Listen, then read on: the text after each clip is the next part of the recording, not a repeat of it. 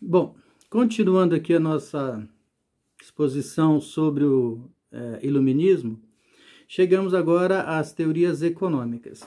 Como já foi dito, a política econômica no período do Antigo Regime, ou dos reis absolutistas, era o mercantilismo, tá? Aquele conjunto de crenças de que o rei era responsável por adotar todas as medidas necessárias ao enriquecimento do seu país. E para conseguir isso, ele controlava tudo. Então, ele dizia como a economia ia funcionar, né? Mesmo que o rei tivesse a preocupação de dar alguns privilégios para a nobreza, do tipo permitindo a criação de empresas que monopolizavam o comércio com as colônias, etc., os burgueses não gostavam disso porque eles achavam que essa intervenção, esse controle que o Estado fazia sobre a economia era muito mais prejudicial do que benéfico a eles, tá? Então, nesta época, nós teremos o conflito entre duas teorias econômicas. O intervencionismo, que é característico do mercantilismo, e o liberalismo econômico, que será a teoria, né, dos economistas ligados ao iluminismo. Basicamente, no que consiste o liberalismo? Isso é resumido numa frase em francês que diz assim: laissez-faire, laissez-passer. Deixa fazer, deixa passar. Ou seja, é o oposto ao intervencionismo. A tese dos liberalistas é de que a economia não precisa de regulamentação, não precisa de leis feitas por governo algum, porque a economia segue suas próprias leis, né? Que seria a lei da oferta e procura. Então, na teoria dos liberalistas, né, se um produto está em falta no mercado, o preço sobe e estimula a produção. Então, quando essa produção acontece, equilibra-se a produção e a procura, né? A oferta e a procura, o preço se equilibra e está tudo bem. Do outro lado também, se um produto tem oferta excessiva, a tendência é que para vender o estoque, o comerciante tenha que baixar o preço. Baixando o preço, diminui a sua margem de lucro e o produtor não vai gostar disso. Então, pessoas que estavam dedicadas à produção daquele artigo vão diminuir a produção.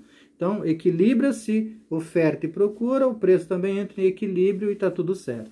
Esta é basicamente a tese do liberalismo econômico. Eles chamam isso de a grande mão branca que controla a economia, tá? Isso não funciona, né? Nós sabemos já pela experiência de que o que acontece na prática com o primeiro produtor de um setor que se dá bem é querer comprar os outros, é eliminar a concorrência, tá? Mas durante muito tempo acreditou-se nisso, né? E a economia de vários países funcionaram seguindo este modelo, né? O principal teórico desta ideia é o Adam Smith, né, um escocês, né, que escreveu um livro, A Riqueza das Nações, né, onde ele expõe essas ideias. Até nesta época, né, surgiu uma escola que dizia que a única força produtiva capaz de gerar riqueza era a agricultura, eram os fisiocratas.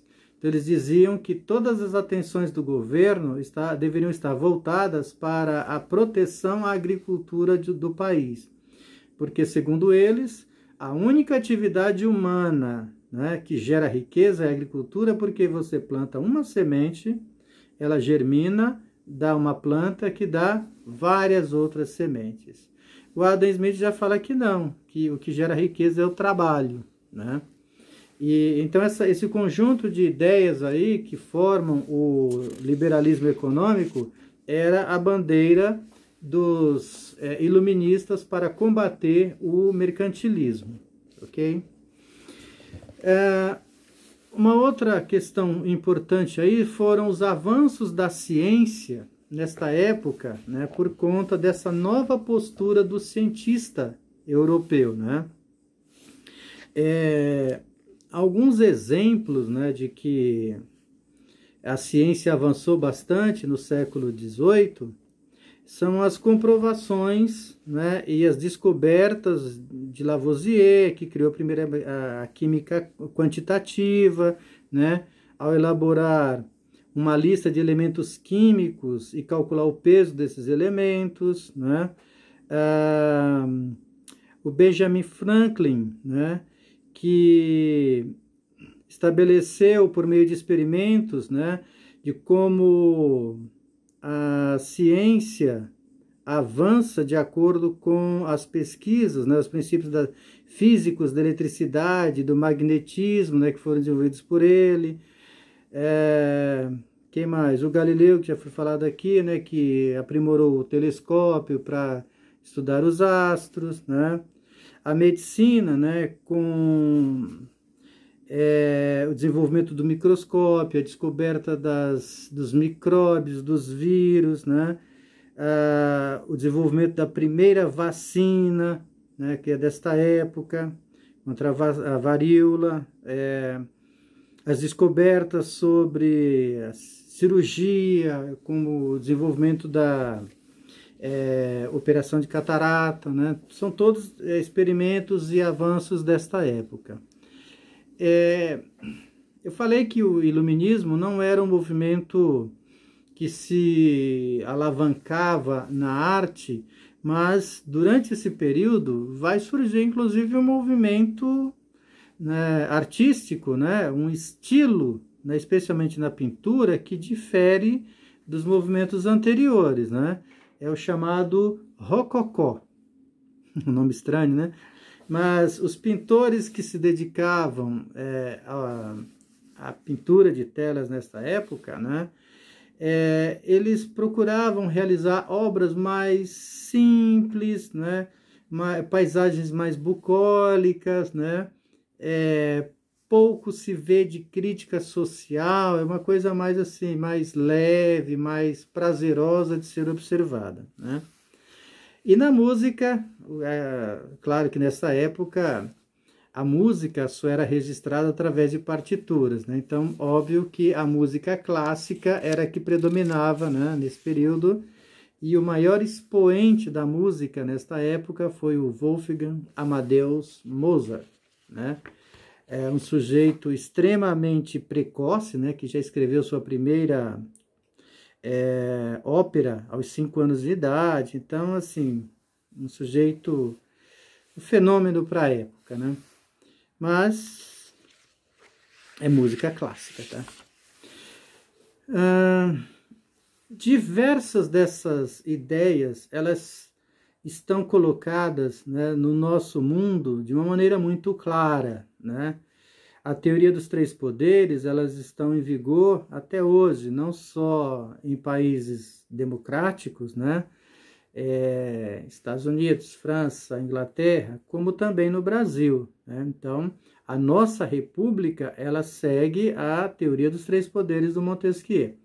Óbvio que aqui nós não observamos, né, não respeitamos, né, a teoria como ela foi desenvolvida. Não sei se vocês lembram, mas o próprio Dom Pedro I, ao invés de 3 poderes, criou 4, né? Ele criou o poder moderador, que dava a ele o direito de intervir nos outros poderes. Então, assim, nós deturpamos tudo, né? Agora, no Rio de Janeiro, descobriu-se que executivo, legislativo e judiciário estavam em conluio para roubarem, né, em conjunto. Então, assim, é uma coisa de maluco, né? Pois bem, só fazendo então um apanhado das características fundamentais do iluminismo. Em termos políticos, questiona-se o absolutismo e defende-se a tese de que os governantes devam não governar em benefício próprio, né, mas respeitando a vontade da maioria, né, independente de ser monarquia ou república. A função do governo é atender à vontade do povo. Inclusive, o Rousseau diz que se o povo se sentir incomodado ou não representado por quem está no poder, é um direito do cidadão tirar esse mal governante, né? Do ponto de vista econômico, os iluministas defendem o liberalismo econômico, né? São críticos ao mercantilismo, à intervenção do Estado na economia, defendendo a plena liberdade de produção e comercialização de mercadorias.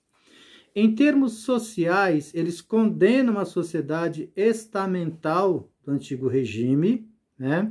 E defendem a criação de uma sociedade igualitária, juridicamente. Então, aquela ideia de que nós somos todos iguais perante a lei, né? Mesmo eles tendo consciência de que o que torna as pessoas desiguais é o fato de alguns terem bens materiais e outros não, eles não mexem com isso, né? Eles são conservadores nesse aspecto, né? Do ponto de vista cultural, né, eles defendem uma limitação ao poder da igreja, a criação de um Estado laico, ou seja, política é uma coisa, religião é outra, não pode se misturar esses dois elementos, né? Deve-se, inclusive, combater o poder excessivo da igreja, né, e defender o direito do cidadão de professar a religião que quiser, liberdade religiosa, né? Plena liberdade de pensamento e de opinião, né? Liberdade filosófica. Então, assim, seria a criação de uma sociedade muito mais democrática, que busca a felicidade e o mínimo de decência, né? Entre as pessoas, respeitando as liberdades individuais, né? E o direito que o cidadão tem de buscar a felicidade.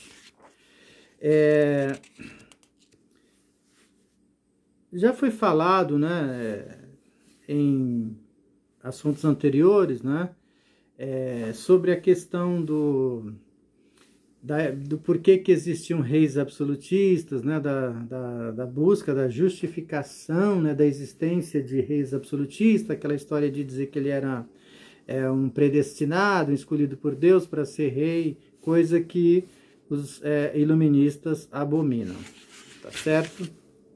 Então eu creio que estas sejam as ideias principais do liberalismo e do iluminismo como um todo, certo? Então, eu espero que vocês entendam esse vídeo, né? Eu vou abrir espaço lá na nossa atividade para qualquer dúvida que vocês tenham a gente possa solucionar.